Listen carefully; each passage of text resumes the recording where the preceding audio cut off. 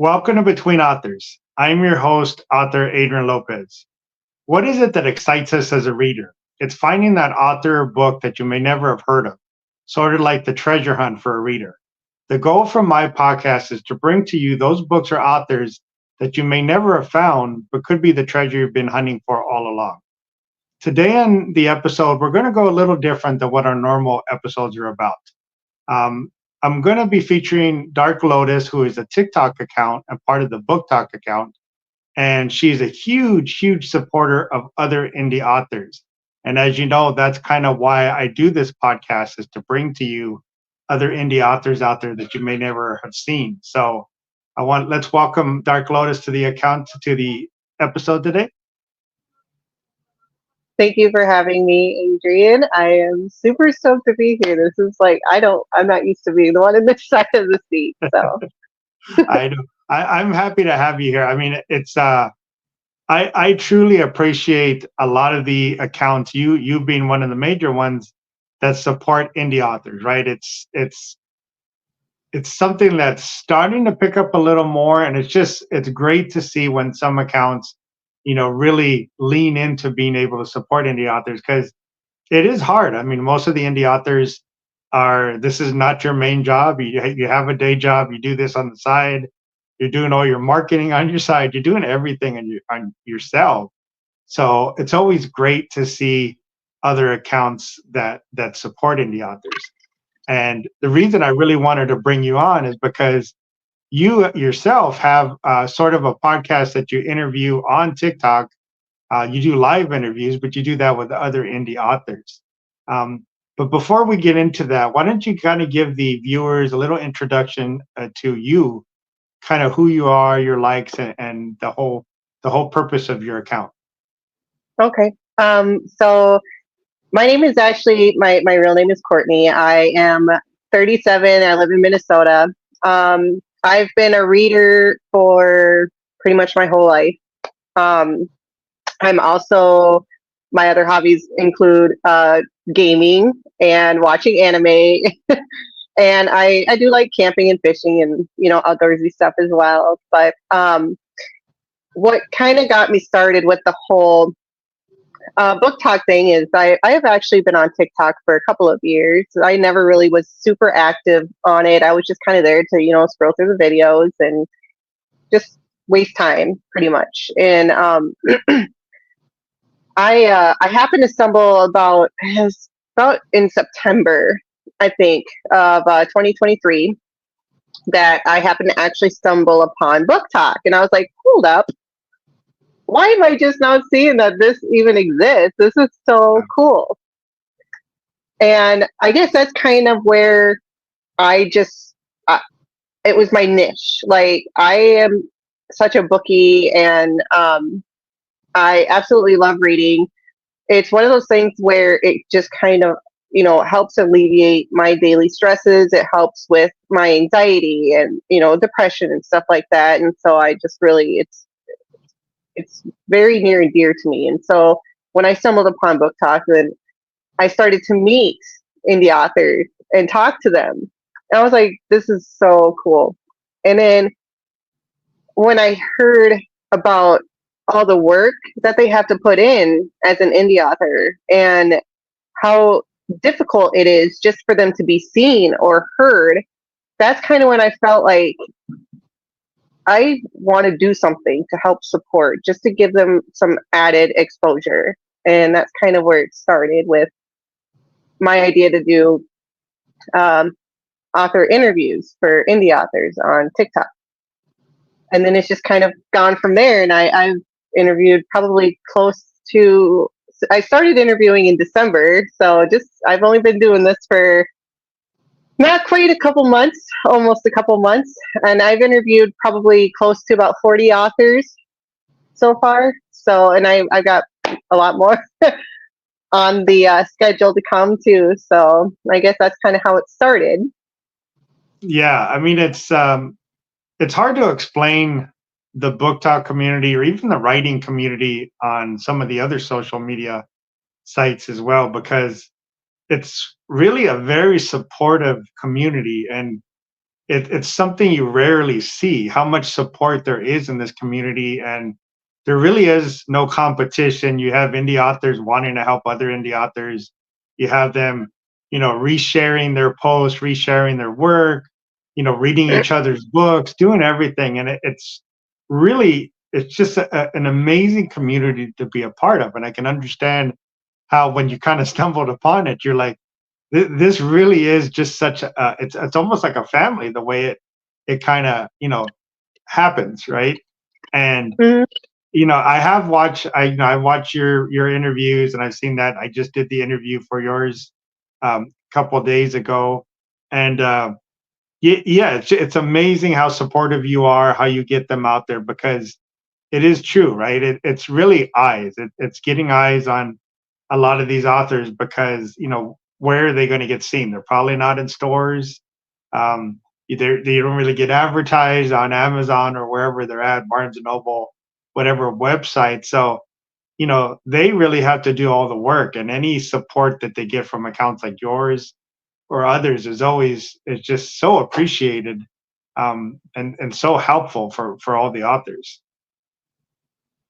Absolutely, and I absolutely love the interaction and being able to talk to so many different authors, and it's everybody. I mean, it doesn't matter what genre they write. It doesn't matter if they write children's books. It doesn't matter if they write horror or whatever. I welcome any indie author that is out there trying to make their books known. And that's, I think, one of my favorite things about interviewing is I've been introduced to so many different like genres that I probably would have never researched on my own. I would have just probably stayed in my safe zone and you know, but after talking and meeting so many different authors, they write in the fantasy genre, horror genre, historical, like listening about their books, and it's kind of like that sounds super cool. Like I'm definitely checking that out. It just kind of opens your eyes a little bit more to what else is out there aside from your normal, genre that you stick to. And at the end of the day, if I can get an author at least one more reader or one more follower after my interviews, then I know that I've helped in some way, whether it be big or small. And that's my goal at the end of the day. So, Yeah, I mean, it's the beauty of the indie author side, right? And there's always a lot of talk about traditionally published or small publishing houses, or the indie self-published, right? But the beauty really of the indie authors is there's no restrictions on what they can write, right? There's no pushback from like a publishing house that you need to have this in there, or you got to do it this way. So you really get a lot of fresh takes from an indie author, because it's really their imagination and nothing really holding them back. So it is for somebody that's has been reading for years, to try a new genre, or even to get a new fresh take on the genre that they love.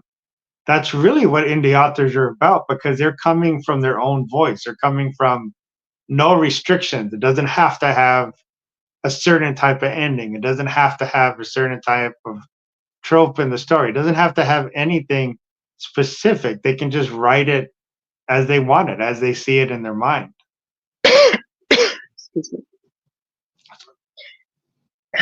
No, I agree with that 100%. And honestly, I've read books from your big time authors, Stephen King, Dean Koontz, James Patterson, but I think some of my absolute favorite books are written by indie authors.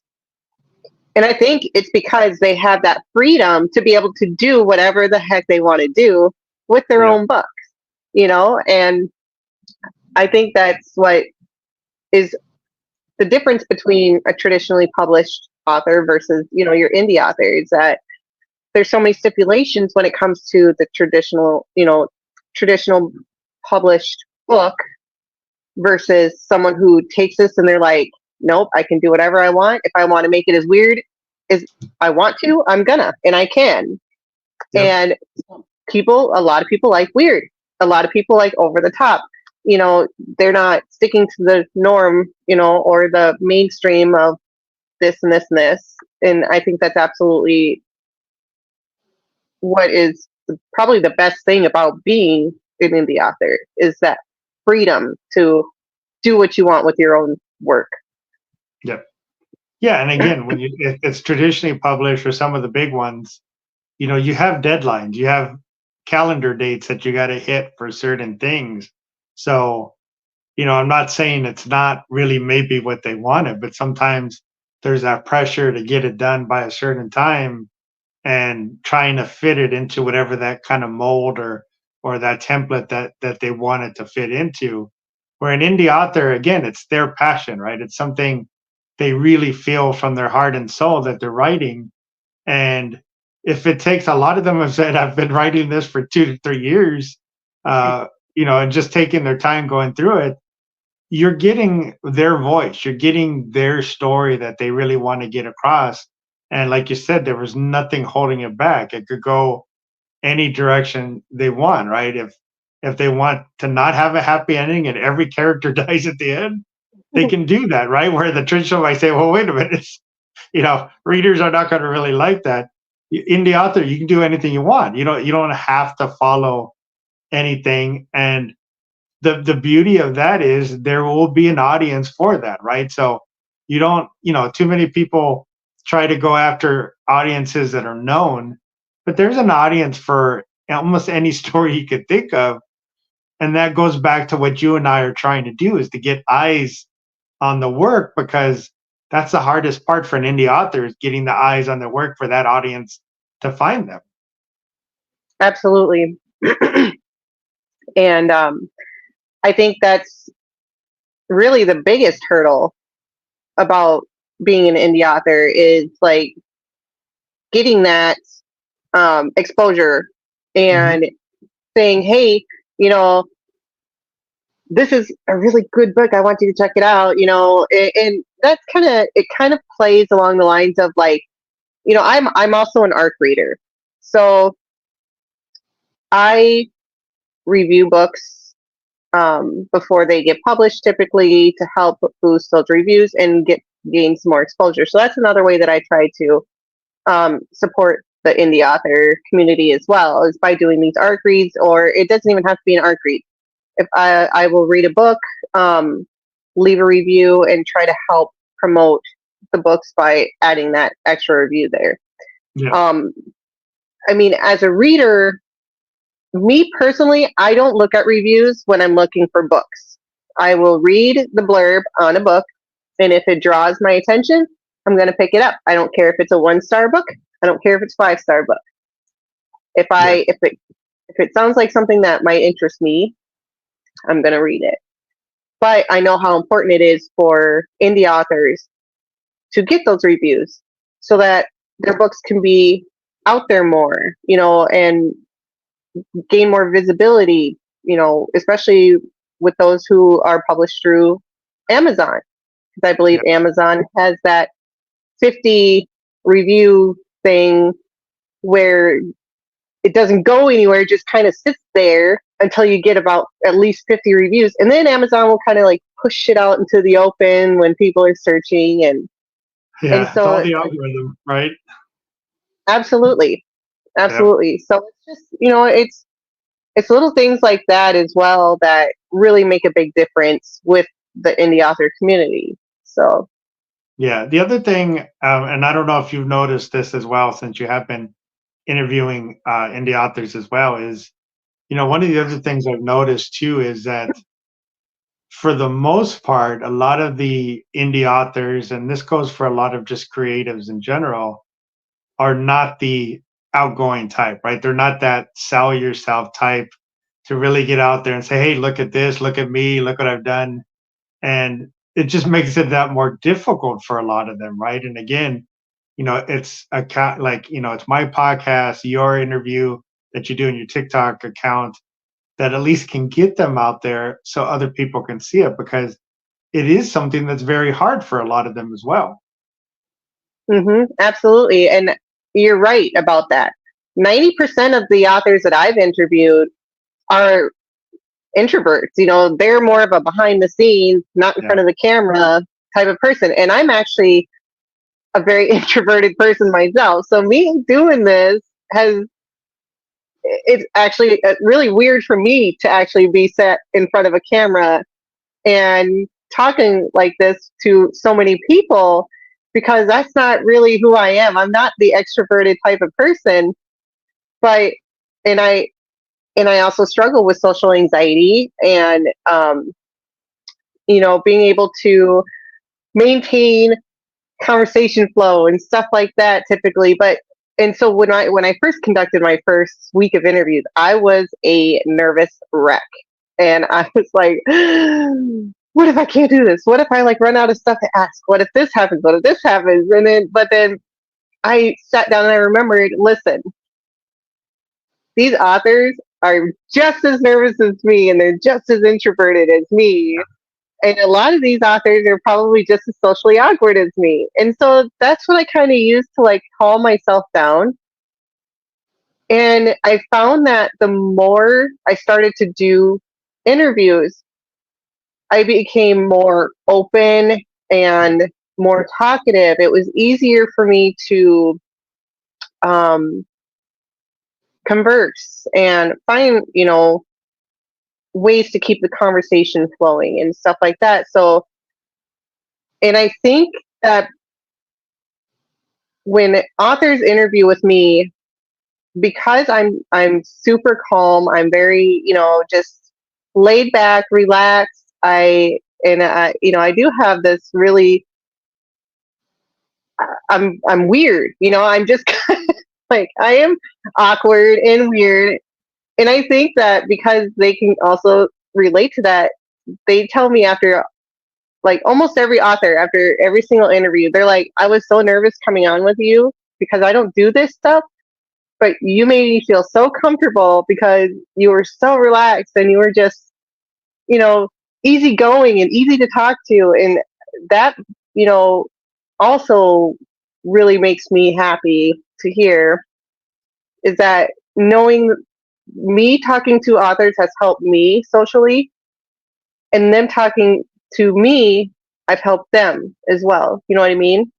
Yeah. You've given them a safe place, right? You've given them a comfort zone.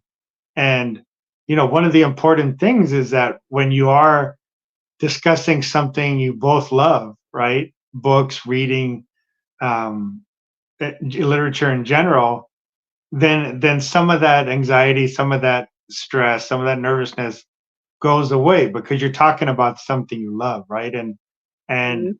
it is, again, it's a beautiful thing to go through that growth and to be able to get out of your comfort zone and push those boundaries a little, right? I mean, really, it's a great example because one of the biggest things is, regret is always so much worse than failing at something, right? And when you fail at something, and even if you don't, attempting it is not as bad as the regret of not attempting it, right? You go back after and you just said, I should have done this. I wish I would have done this. That's so much worse than trying it. And if it doesn't come out perfectly, it's fine, right? You do something you love and you attempted it. And it's a great thing. It's a beautiful thing to work through. Absolutely. I agree with that 100%. It was kind of like, when I first started doing these interviews, it was just an idea. I reached out to a few authors that I talked to pretty regularly. And I was like, so this might sound a little weird, but I kind of want to try to do interviews. And this is my idea of how I kind of want to go about doing these interviews. And I'm wondering if you guys would like to be my guinea pigs just to see if, how this goes. And, and they were super, super cool about it. And I didn't really expect it to blow up the way that it has. And I mean, ever since I did my first week of interviews, it's been word of mouth. I typically do not reach out to authors and DM them unless somebody refers them to me and says, hey, I recommend you reaching out to this person, or excuse me, I recommend you reaching out to this person. And so, oh my goodness, talking too much. Don't worry. I know you've been sick for a couple of days, so you're fine. Yes. Okay. So, eventually, it kind of got like word of mouth got around, and I was having, more and more authors reaching out to me saying, "Hey, I had a couple followers send me your videos, saying you should really interview with her. She's amazing. She does, she's fun and this and that. I think you'd like it." And so I started getting DMs, trickling in. I was like, "Oh, this is kind of cool." Yeah. And it's just kind of been steadily increasing. The more interviews I've done, the more authors are talking about it, and I'm getting, DMs from authors that hear about me from other authors even. And so, oh my goodness. And so to me, it's just amazing how much has grown. Just, I didn't think it would blow up the way that it has. Honestly, I never imagined looking at my planner and seeing myself booked out until March with interviews right now. It's insane, and they just keep coming in, and so it's exciting. So I'm. Yeah, I mean it is. It is exciting that how big it's going for you, and that's kind of why I wanted to bring you on my podcast, is because I do want to get you out there so other authors that are on TikTok can find you, can talk to you, see about doing interviews as well, because you do a great job. You the relaxed environment that you set, kind of like you mentioned, the way you do this as a conversation rather than an interview is a great tone setter for authors for these type of interviews, right?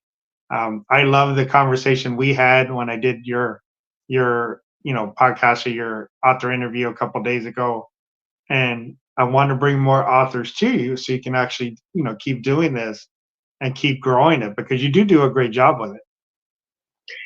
Thank you. And I guess the reason why I do it the way that I do is, when I started doing this, I thought to myself, I'm like, how would I feel comfortable being in the other position? How would I feel comfortable as an interviewee, knowing like my anxiety, my introvertedness, and my social awkwardness and stuff like that? How would I like go about, what would make me comfortable? And I think as I sat down and thought about it, I was like, honestly, just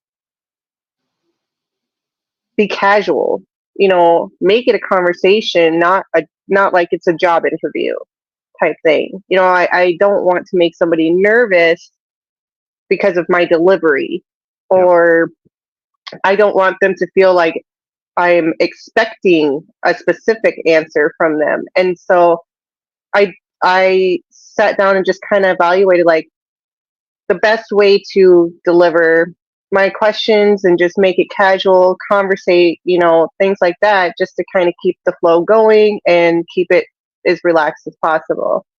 And so it really as the host, you're the tone setter, right? And it's really as you come in, and as you're coming in relaxed and in a calm kind of state, then that's the way the whole interview will kind of go. So you're correct in that. Absolutely. And so that's when I get compliments from the authors, especially, when they DM me after the interview and they say, "Thank you. That was so much fun. You made it super comfortable. And, you made my nerves settle down. Like, that means the world to me, because that means that I'm on the right track and I'm doing something right and keeping them comfortable. And Yeah. so as long as I try to keep up with that same flow, then, I think that I shouldn't have an issue, in being more inviting, for indie authors that are nervous about being on camera and stuff, to come in and give it a shot and stuff, especially when they see, she does make the atmosphere super relaxed. Yeah. So, And another thing I noticed is the indie authors absolutely want to do the interview, but a lot of them, same thing, like you say, they are not comfortable sometimes reaching out and taking the chance either. So, a lot of times what I would do in the past is say, if you're an indie author and you're interested in this, reach out to me, and then I would explain it to them to kind of give them just a little bit of a nudge of, I'm willing to I don't care if you have one book, if you have how many books, right? Let me get you out there. Let me get you in front of everybody. And yeah, it's really that environment that you make it comfortable for them. I always explain it as, just think we're doing FaceTime on with a iPhone or something, and it's just a conversation. We're just talking about books, talking about what you wrote, and that's it. And try to get them in that relaxed kind of tone as well, right? And like I said, you do a great job, and that's really why I want to get you out there a lot more, so other authors can find you. The other ones that maybe might not be on TikTok right now, maybe they start opening an account over there for their books and stuff, and they can reach out to you. But at least I'd like to see your thing grow even more, because, like I said, you do a great job. I appreciate that. And like I said, I appreciate you bringing me on and giving me this opportunity to talk about this. This is like super cool. Like I said, I was super nervous coming on here tonight and stuff, because I'm like, I'm the one in the hot seat this time. I hope I don't make a fool of myself. But it's been super fun, and I really appreciate the fact that you're trying to gain me some exposure, Yeah. for helping the indie authors and stuff out there as well. And I do hope that this gains some traction, and I can, nudge some more of those indie authors that are scared to come out of the woodwork, come Yeah. hang out and have fun, Yeah. talk about you, talk about your books, and, just get you some exposure. So, Yeah, absolutely. Why don't we talk a little bit about, you said you are a reader, you do ARC reads and stuff. What mhm. primarily is or let's say it this way, what is primarily the genre you usually read? And you did mention that it's kind of opened you up to other genres. What are you enjoying now that maybe you didn't really read in the past? Sure. So my primary genre is actually dark romance or dark fantasy. And what ever since I've been doing these interviews, I've actually expanded into the horror genre. And I'm not really a horror fan. I'm just kind of like, nope, like, Yeah. not really my thing. But, you know, I'm actually currently reading a book by an indie author that I interviewed called The Tortured. And it is a horror type book. And I'm actually finding that I'm really enjoying it. And so it's one of those things where I probably would have never touched that book or even glanced at it if I had not spoken to that author and heard about, the storyline and things like that. And it was kind of like, I really like where this author is going with this book. I think I'm going to give it a shot.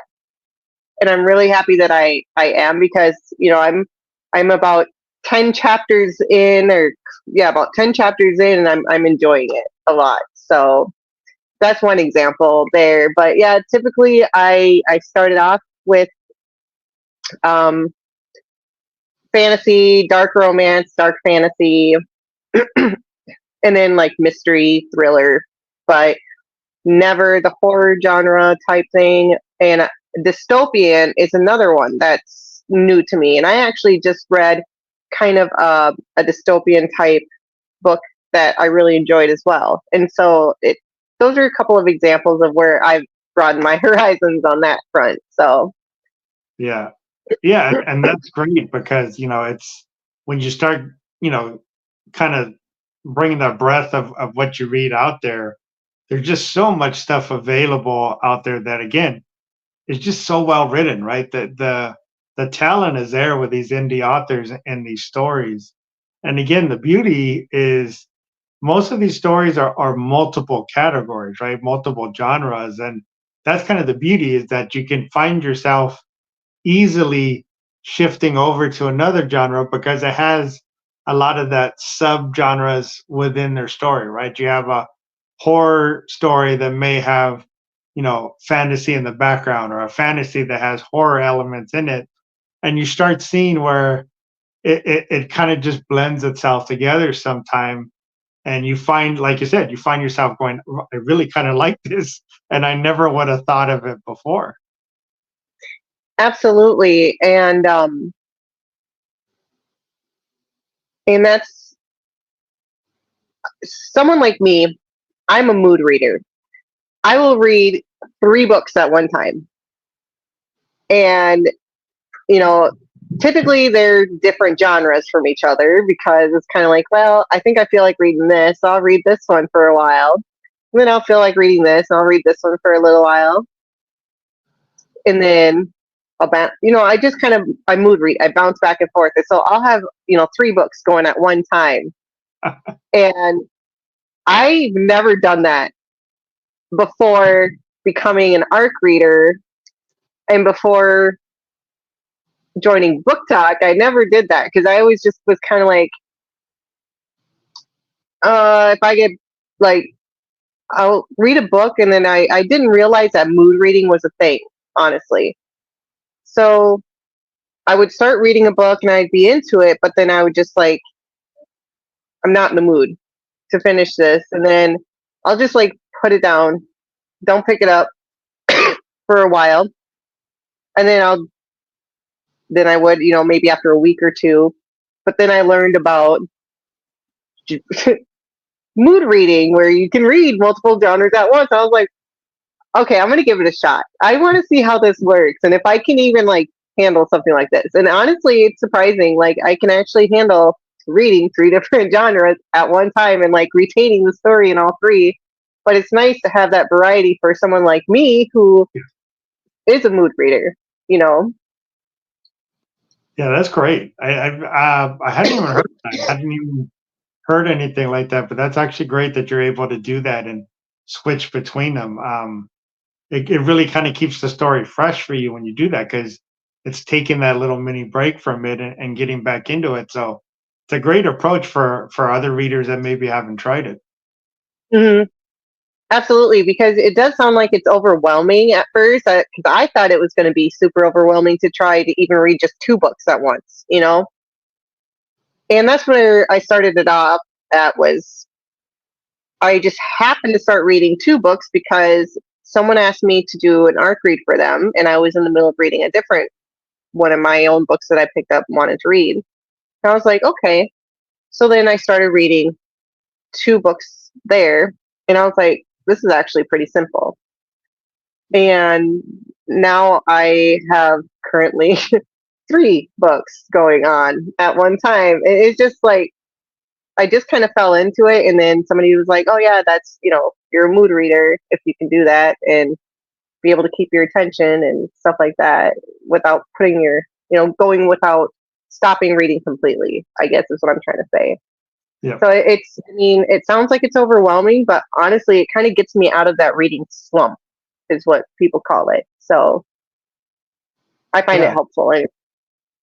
That's a great technique for other readers that if they haven't tried it, to try that if they feel like they're getting into a slump and just see how it works. Mm-hmm. Or even, if what's nice too is if you're reading like a thicker book and you're just kind of like, okay, I'm like not feeling it right now. switch to just a novella, like just a small novella. Sometimes just switching to a smaller book, reading through that'll help pull you out of a slump as well. So Yep. Yeah. So let's go back to your interviews, right? Have you found anything to be challenging as you've done these interviews? Maybe it's, the structure, or finding a set of questions for different genres, or has there been anything that you found yourself challenging in doing these interviews? I think the biggest challenge, honestly, is it's not really sitting down and talking, because it's almost like once I start to hear about a person's book and I can get an idea and a feel for like, okay, I know where I can go with my questions or what to ask next and stuff like that. At first, it was kind of it took me a while to get to that point, but now it's gotten pretty simple for me to kind of engage as the conversation goes. I'd say the most difficult part for me is going back, and it's not that it's difficult. It's just time consuming. Because what I like to do is after my interviews, I go back and watch the replays, and I take highlights from those, and then I share those. Well, sometimes TikTok does not like to cooperate very well when it comes to saving clips and just trying to load the replay. It's very time consuming, and that does get difficult. And when I first started doing these interviews, my goal was to try and pull 3 5-minute clips from the hour-long interview. As I've done a lot of these interviews now, it's just not feasible for me to be able to do that many clips. And so I've got it down to, I'm going to pull or find one really good highlight from this entire interview and post that for the authors. And a lot of author interviewers on TikTok, they don't even do that at all. They don't save clips or anything from the highlights. I do this because it's just an extra step for me to add support. Gives when I clip these highlights, I tag the author in them. They can use the clips however they would like to for their own promotion. And so I found that when I first started doing this, it's definitely been trial and error since I've been doing it. And it was a lot. And then, of course, I also do book reviews typically, and those kind of got pushed to the back burner because I was posting too many interview highlight clips in one day. And I'm like, oh, Lord, I need to balance something here because this is a lot. Yeah. And I mean, I was spending hours just watching replays because I started off doing 3 interviews a day. And I was like, oh no, I can't do this. I can't do this. So that was the hardest part, was really starting out and just kind of troubleshooting, finding a comfortable ground where everybody's happy type of thing. And so I think that's been the biggest challenge for me doing all this. You should, maybe in the future, the more you do this, you probably really should just start a YouTube channel and just post your clips that you've done the actual interview, right? And just post it over there, and just, send them to the link for whoever missed the full interview or the full hour. Would give you a bigger audience really on that side. It would. I've never YouTubed, posted anything, done anything on YouTube before, so it's a bit intimidating. Whereas TikTok, it's simple. I jump on a live and I question people, you know what I mean? And but YouTube, really, it's just all you have to do is load the video. It's almost kind of like you do on TikTok. So it says upload video. You would put your video in there, put your description and the title. And basically, if you're not really trying to say build the YouTube channel, you could basically upload the link and then have it on there for people. And you could always say, if you missed the live, check it out on my YouTube channel. it's almost like a backup account for you, and it actually probably a way for you to save all the videos and not have to worry about losing a lot of Yeah. that stuff. It's just an I idea in the future as you start getting more and more bigger with this, because it would open up your audience a little, because right now you have the live ones, but you get a lot that either overseas that maybe watch you sometimes, and or they're still at work and haven't got home yet, and that at least opens that up to the authors that you are interviewing, and then you in general, because again, you do a great job with it, and it'd be nice for you to get out there a little more. Yeah, and I thought about that, and then somebody told me that um because I would have it on, I do my lives on TikTok, it transfers the TikTok watermark over to, if I send the video to YouTube or When download it. when you download it, it is going to put the TikTok watermark on there. Um, but if you're doing something with editing, you could always there's like some free editing software. You could always put a little logo over the TikTok watermark or something, and you wouldn't even see it, right? It would be kind of camouflage. So there's probably ways to get around it, but it would be something interesting for you going forward, that it would be an extra set of, again, putting eyes on your product for other people to be That's able to see the authors and stuff. Yeah, I agree with that 100%. Like I said, this whole thing has been just one big learning curve and trial and error for me. And consider I just started doing these interviews like in December. So I'm brand spanking new at this, and so I am always like welcoming of tips and tricks and stuff like that to make my life easier, and your guys' lives easier too. So, and somebody did bring up YouTube channel, sending my videos over there once I'm done, instead of going through and trying to like click, because the TikTok gets rid of the videos after a month. Yeah. So I mean, it deletes them completely, and I'm like, well, I don't like this. Excuse me. Mm-hmm. Yeah. I So mean, yeah, I think if you ever do decide to do it, let me know, because I can kind of help you, what you want to do that. But not only that, what I do also is I have um, other authors and podcasters that are werewolf authors, and I always just put them in my description of my videos as a shout out for their podcast and YouTube channel. I would do the same for you if you ever did it. I would put you as just you're set in my description.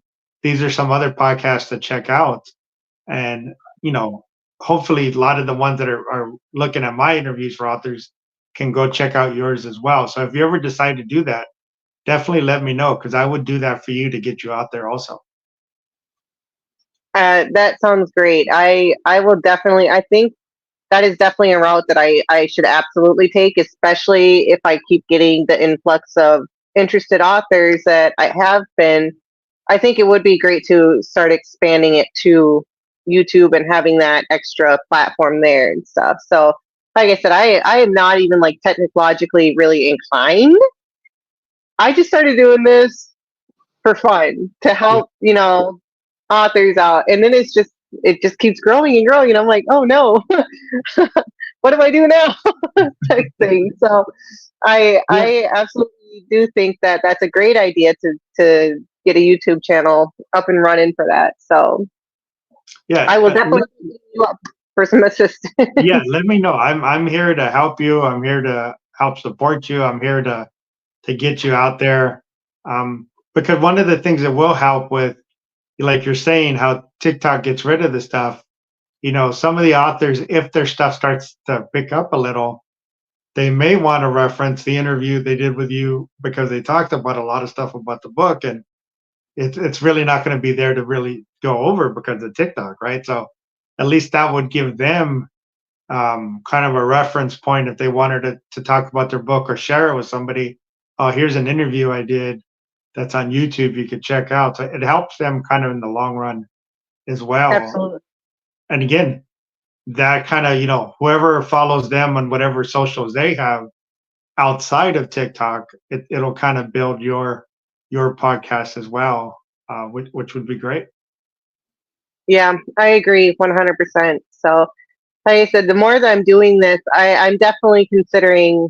Um, I, I do believe I'll take that YouTube route and stuff, and maybe I'll reach out back to some of the because I have a couple authors that are going to be that are returning authors that are doing a second interview with me because they're releasing another book, and so you know it'll be kind of nice to maybe reach out and have you know redo some interviews and take those videos and post them to YouTube channel so that way they have something, even though and now that I've gained a little more experience with the whole interviewing stuff and I'm not so awkward and like nervous, it'll probably be even an even more fun experience for the Yeah. ones that I did this with early on. So absolutely. Yeah. Yeah, definitely. Just, let me know if you start thinking about it, and I'll definitely help you on that side to get you out there so we can get some more people to see your interviews and stuff you're doing. Yeah, I think I'll probably check out that option tonight and stuff once we get off and just see because I'm not even sure if I even have. I think I do have a YouTube account, but I'll have to like maybe alter it so that it's like my Dark Lotus account. Yeah. You know. Yeah. Yeah, and then you're always welcome. You're always going to be welcome on this podcast. So in the Oh, future, say you have a great lineup and some authors that you want to kind of shout out that you have coming up, you're always welcome to come on here. I'll do like I'm doing with this one, kind of like a special episode to get you out there. Because again, I appreciate you supporting other indie authors as well. I appreciate that. I really appreciate the help and the offer out there. So it's great. You know I I really wish that I I believe more people should be doing the same thing.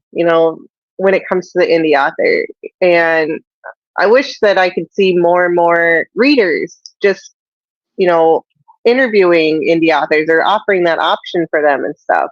Yeah, And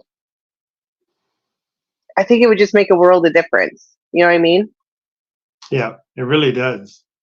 I mean, any support, even so, small things like you said, leaving the review helps them. Mhm. There's a lot of book talk accounts that are just reading accounts that are starting to put an effort of saying, look, I'm just going to kind of focus on indie author books, and that's really all I'm shouting out right now, and kind of stepped away from a lot of the other accounts where you see usually the same books on every account. It's like they're all reading the same book. You hear the same review for every book. It's their own take, but it's basically it's the same thing as you go through. And it was great to see a lot of these other accounts do that switch and say, you know what, I'm talking about indie authors and indie authors only. And it's again, it's a breath of fresh air to see that, because it's a whole new world of books that even us indie authors haven't seen because they're not out there. So you don't get to see a lot of this stuff. So it's great to see this movement, as small as it may be currently, but to see the movement going in that direction. Absolutely.